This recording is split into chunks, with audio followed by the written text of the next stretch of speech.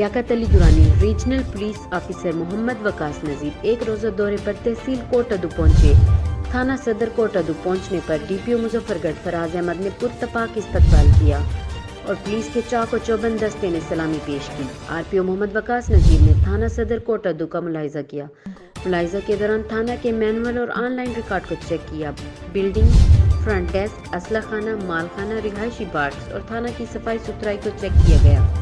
اس موقع پر R P او محمد وقاص نذیر کا کہنا تھا کہ وزیر اعلیٰ پنجاب سردار عثمان خان گلزار کے ویژن اور آئی جی پنجاب راؤ سردار علی خان کی ہدایت کی روشنی میں پولیس جرائم کے خاتمہ اور عوام کی جان و مال کی حفاظت کے لیے دن رات کوشاں ہے۔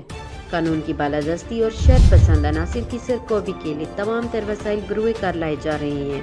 معاشرے کو پرامن بنانے اور جرائم کے خاتمے کے لیے پولیس اپنا کردار ادا کر رہی ہے۔ معاشرتی برائیوں کے خاتمے کے لیے معاشرے کا ہر طبقہ اور ہر فرد اپنا کردار ادا کرے۔